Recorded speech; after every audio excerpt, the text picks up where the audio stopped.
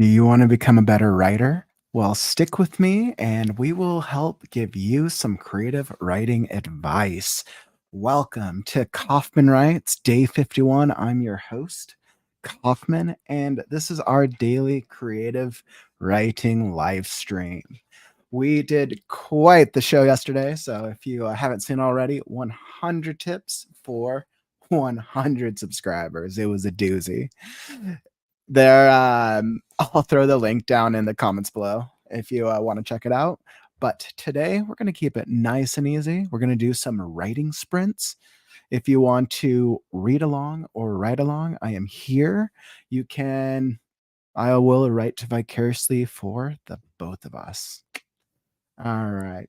So we're going to get right into it. I'm going to throw up some music. Let's see. And we'll go some inspirational. That'll be sound.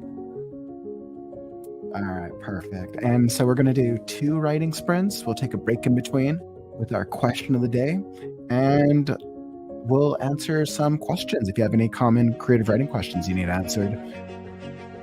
And let's get right into it because we're going to write now.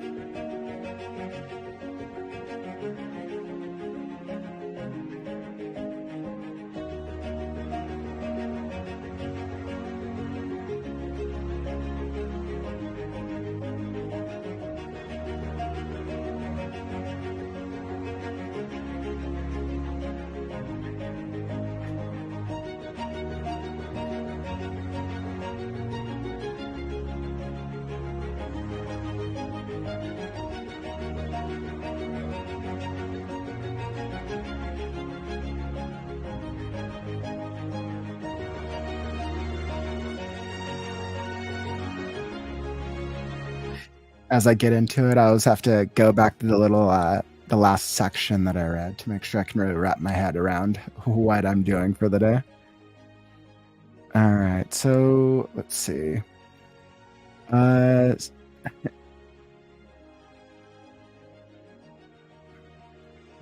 were we?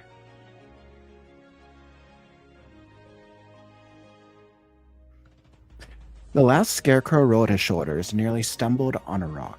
Best keep his mind on the problem at hand, locating a graveyard that didn't exist, in a land he had little knowledge of, to stop the first demon from wiping out life by way of something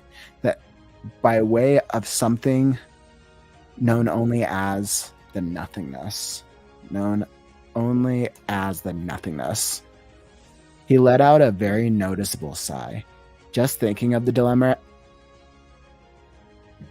He let out a very noticeable sigh, just thinking of the dilemma. He was a simple scarecrow. How was he supposed to save the world? How was he supposed to stop anything? let alone weeds. How was he supposed to stop anything besides weeds? Weeds and rabbits. Oh, it's funny. All of this toil and trouble is above my pay grade, he muttered aloud, recalling back. Recalling sucks. Thinking back to something one of the farmers had once said. Didn't understand the language, yet somehow it felt like the right thing to say in a time like this. You going crazy on me already, Scarecrow? Pebble shouted from atop his hat. Scarecrow's going crazy. Scarecrow's going crazy. Scarecrow, Mr. Crow repeated from above. I've been a scarecrow my entire life. I know how to protect the fields, guide animals, raise crops, and commune with nature. But all of this, it's just... But all of this is so... Don't be such a baby, Pebble tried to say soothingly. The last scarecrow looked up, wondering who she was really talking to. You certain about this ruby? He questioned again as he fished the shimmering ruby stone out of his jacket pocket. Have I ever lied to you? Pebble chided. The last scarecrow's for... The last scarecrow was fairly certain that's all she had done to them. Was fairly sure that's all that she had done to them. Find the emerald link to this one, and we'll find your old pal rabbit thing in no time. I wouldn't say he's my pal. I only just met.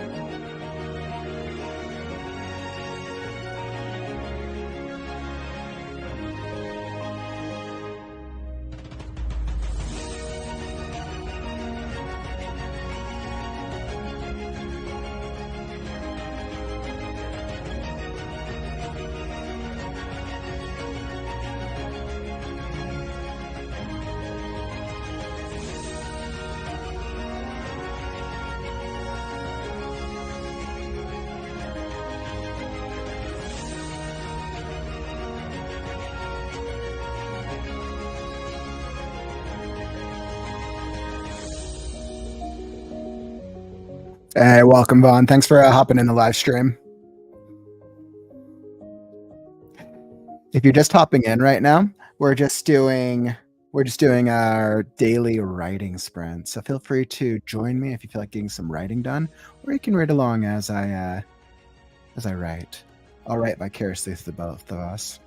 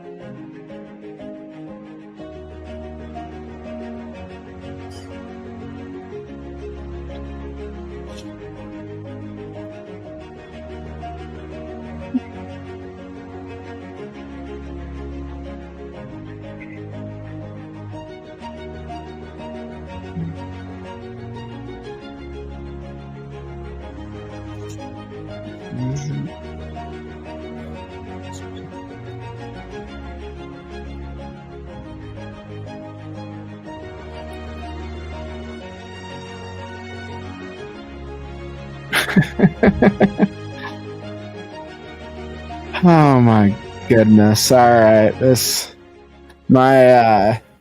Our stories, we're having some fun this evening. I don't know if you're reading along, but our friends are in Last Scarecrow, the Crow, and the Pixie are having quite the time of their lives in this little encounter. I envisioned this trap, and I'm asking myself, how much fun can I have with it? They're like walking along, and suddenly they're getting caught by just the most like peculiar oddities possible. There's a definite reason why this chapter is titled, where was it? Tribe of the First Tricksters. So we're gonna have some fun. I'll come back to him. too much fun. I was like, what's better than some pranks? That felt right for this next moment we're about to hop into. Awesome. So that gives us our first writing sprint. Let's pulling up the 10-minute timer. All right. Perfect. If you got any writing done, let me know. How's your writing going? How's it been progressing for y'all? If you're here in the live stream right now. All right. So our question of the day. Oh, hey, what's up, Danny? By the way, thanks for the like. Thanks for hopping into the live stream. I'm just saying that right now. So, well, there we go. I got that cool writing thing. And let's see. Onto our break. So, our creative question of the day. How do you write a book? I saw this as a very popular question online. And for any new or beginning creative writers or writers out there, what does that process look like? If you've ever written a book or if you're in the process of writing a book, drop it in the comments below. I'd love to hear about it.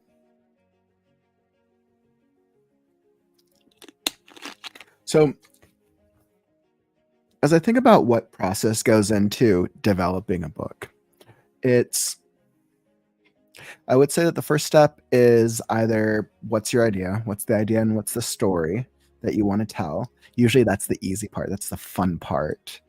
Once you have your idea, story, theme, message, whatever you call it, then we have two methods. Now, I just learned that there's actually a name for writers who plan out, writers who plan out like outline and structure stuff before they write, and writers who do not plan out and just like hop into it. And the names that people are calling them these days are planners, what's that? Pantsers and plotters or planners. Pantsers are writers who write by the seat of their pants. And he'll just hop into a story. Did you know that? I'm like, all right, that's interesting. So, regardless of your writing style, if you're the type who, let's say you're a pantser, if you're just going to hop straight into your story, that's great because the goal, once again, is to write and make it easy on yourself. You want to make your writing as easy on yourself as possible. Let's see, I'm going to edit this and we're going to make that a ticker. Perfect. So if you're just getting into your story, you want to see how far you can get, obviously. And if you're the type of writer who you just like to free flow and get to the end, that's great. Once you get to the end of your story, you're still going to have to take it through structuring and editing and outlining it to make sure that all the beats make sense. So that's I think that's one very successful method. And if you're a plotter or a planner and you feel like you have to like structure everything in a certain way, there has to be like a certain method to the madness. There's different ways of outlining. There are so many different strategies, models, and types for how you can go about setting yourself up for success. Now, generally what you want to do is pick what type of storytelling model you're probably going to use. Now, one of the most popular ones and the one that I prefer to use is the 3-act storytelling model, where you have the opening, the A act, the B act, and the C act. Now, I was also inspired and influenced a lot by a screenwriting where the 3-act storytelling structure is a little more predominant. The reason I like that is because I think it makes it clear for telling a story. You have the first third of your story, which is the hero is exploring the new world, or the hero's in their old world, but they're exploring like they're being led to the first like major change of what we would consider the old world. The second act is essentially how the things how oh god, inciting incident. I'm like blanking out on all my terms today. So the inciting act leads to the end of the first act, where then they're challenged and then they're thrown into whatever the new world is of the story. So the B act is usually like when things are mixed up. It's usually when like all the fun stuff happens, when they meet new characters, when the second subplots are introduced. This will usually take us through both the middle point of the movie, which tends to be like a high point or a low point for your hero, and then also the break into the third act, which tends to be a high, the opposite, another high or a low point for your hero. Then the third act is essentially your climax, and that takes us into the resolution of the story. So I think determining what type of a storytelling model that you want to use is great. Like I said, 3-act structure for me. Once you know the storytelling model you want to use, come up with a bullet point list and plot out like the main beats for your story. Hey, what's up, Akia? Welcome. Thanks for hopping in. Yeah, we literally hit 100 subs yesterday. I did quite the video yesterday. It was fun. It was a fun challenge. I challenged myself to see if I could do 100 writing tips in under an hour. I failed tremendously. I did 100 writing tips in 2 hours, and it was a lot of fun. Yeah, if you want to check that video out, it's on my channel. I'll probably post like a highlights version of it tomorrow, but that was fun. But yeah, right now we were just talking about like how what we like to do or what writers do when you're starting or writing a new book. And it's such a journey, and especially because I'm working on one right now with The Last Scarecrow, it's exciting. I think if you're planning and plotting things out, it's a matter of just writing out the important beats for the main parts of your story. I always like to really make it really easy for new writers, right? So if you're going to create the beats, you want to have the beginning. What happens? Where does your hero start off at? The middle. Where would be the middle point of your hero's journey, and where's the end of your hero's journey? So if your hero is going on a quest to save the princess, they start here, they're a peasant. The end of the story, they're a hero, they're a knight, whatever. At the middle point, they think they saved the princess and they fail. Very, very stereotypical. Regardless of what story you're trying to tell, I think it just makes it easier for you. And then you can include the other beats in between. So then once you have a beginning beat, a middle beat, and an ending beat, then you could add like what happens between like the beginning beat and the middle beat, what happens between the middle beat and the ending beat. There's so many different types of storytelling structures out there. I think this just makes it easy. When I think of writing and creative writing for beginners, it's so easy to get distracted. And it's very easy for us to lose interest, especially when we come up with these like really cool ideas. So I always recommend just make it as easy as possible on yourself, right? If you want to tell a story, just like go for it. All it takes is 15-20 minutes to write a story, and you could have so much fun with it. I think part of the rewarding process is coming with a cool idea, writing something really short, and then putting it out there. Even if it's just for yourself, I think that's super fun. So let's see. Wow. And also, how long did it take you to learn everything? Akia, that's a great question. For the longest time, I thought that I wasn't learning anything, in all honesty. For years, I'm like, I didn't feel like I was writing a lot, but didn't feel like I was learning. And it was only recently when I quit the day job and I started doing like this whole creative writing business. I'm like, I feel like I've been learning creative writing for the past like 25 years. Like I started working on my first like book when I was in high school, and I just like sat in the back of the class and just wrote all the time. Yeah, I think when I started learning like the basics of writing is probably 20 years, give or take. But when I started learning like the actual like structures, more mechanics, more principles behind writing, that probably I'd say that took me a couple years throughout when I went to college for an education in creative writing. But I think it's so much easier in this day and age because information is so much more readily available. I think sometimes we get stuck on thinking of like, oh, I need to learn all the different things to become a creative writer, but you can literally start anytime. All it takes to be a writer is just start writing. It doesn't matter if you feel like your writing sucks or if you don't have that much knowledge. Stories that are intrinsic to you, like that's what matters. That's what being a writer is about. Now, of course, like you can learn the adjectives and you can learn ways to form sentences and all those technicalities. Those things come with over time.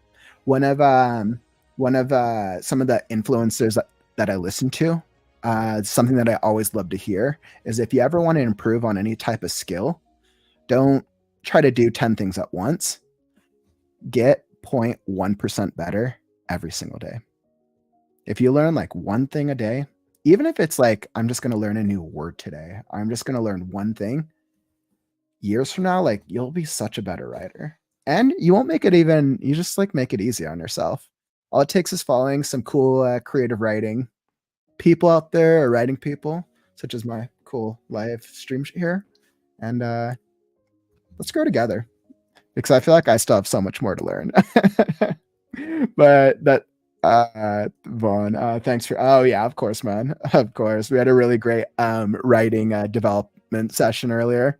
I absolutely love the story you're working on. I'm very eager to see how it comes to life in the weeks to come. Thank you. Yeah, I appreciate that.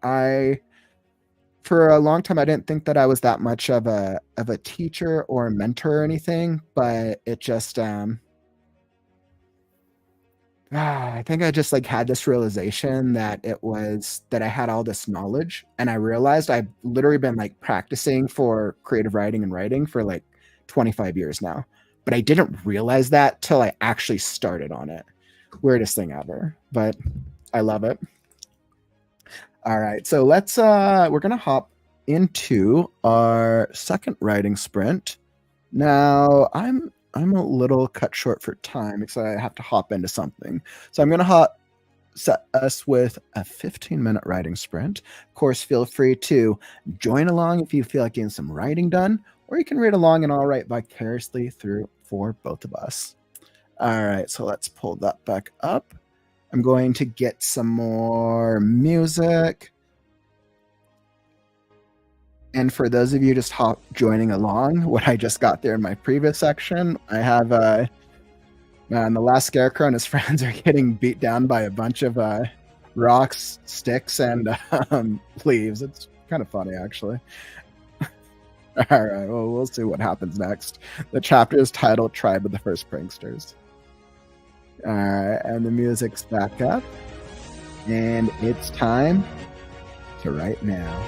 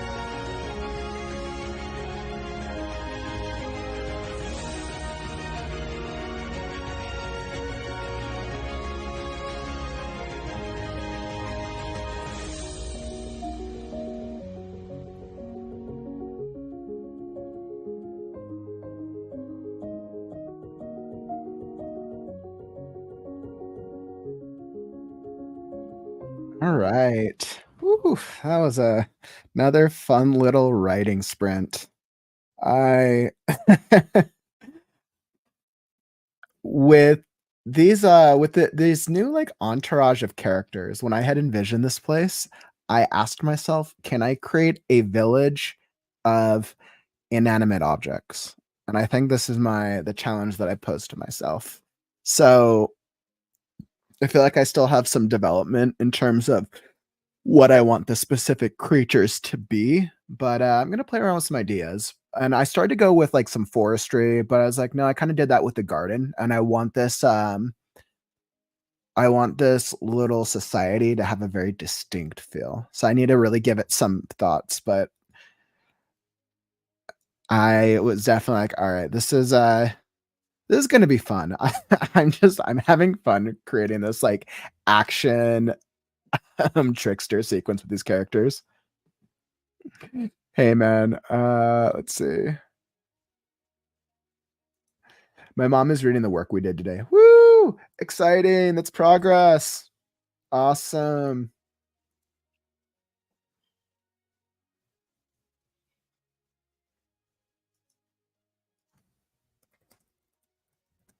Give me just a second.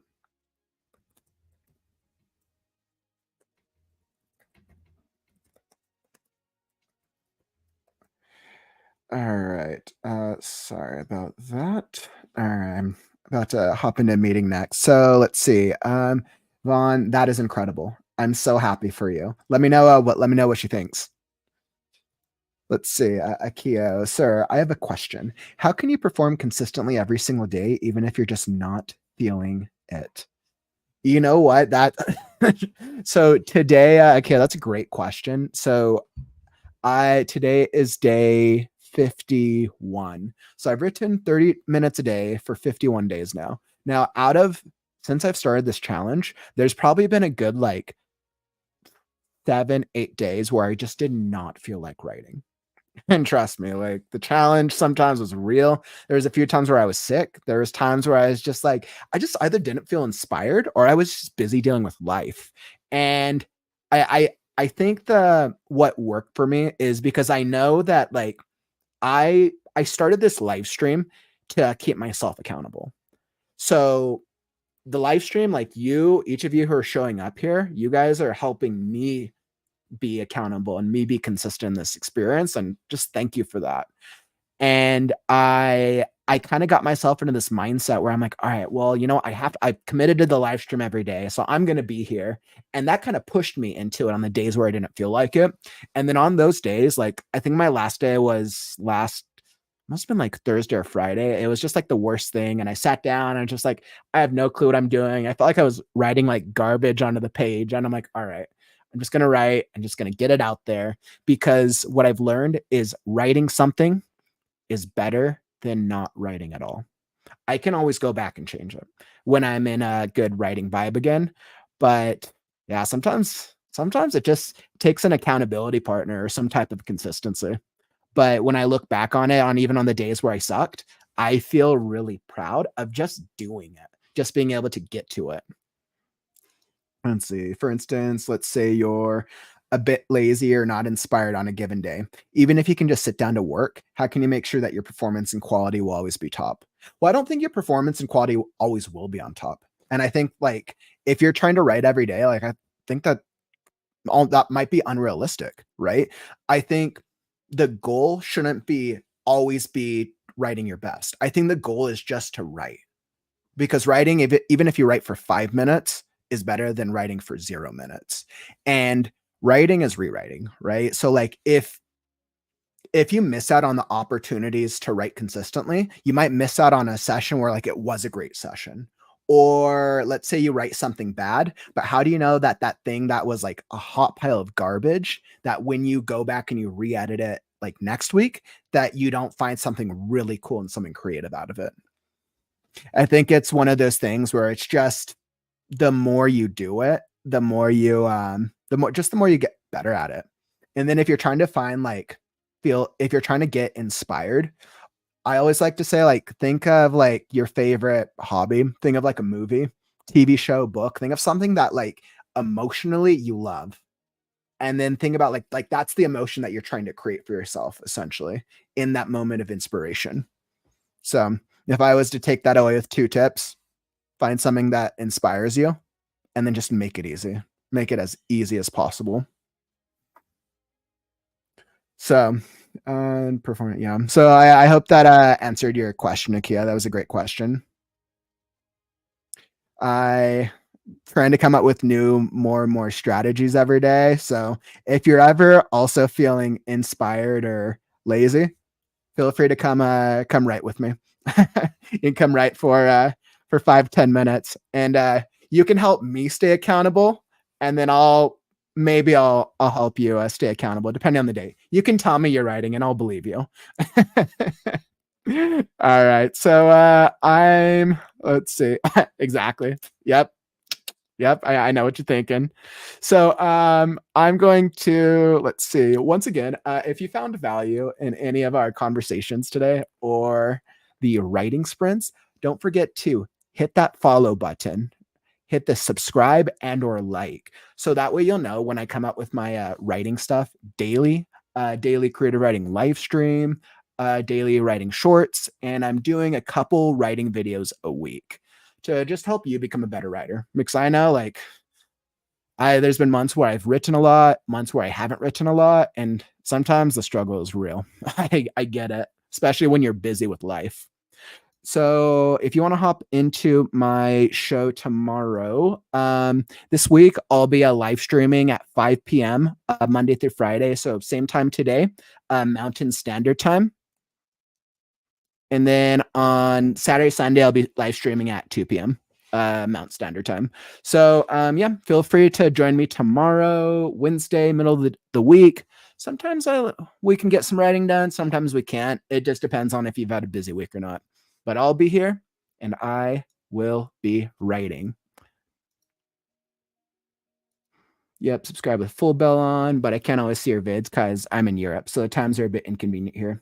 Yeah, I totally get that actually. I know that means you're probably like 7, 8 hours ahead. I've been trying to play around with some different time frames week by week to try to be more available for any writers who are like on the East Coast or in European countries or on later time zones. So, but thanks for the heads up. And then like if you ever miss a live stream, I'll usually post the replay if you ever want to check it out. But I'm glad that you were able to hop in today, Akila. I appreciate you. So I have to get going. I have to hop into my next connect, but I appreciate y'all. That's all that I got for you. I'm Kauffman, and I will catch all y'all on the morrow. Bye, guys.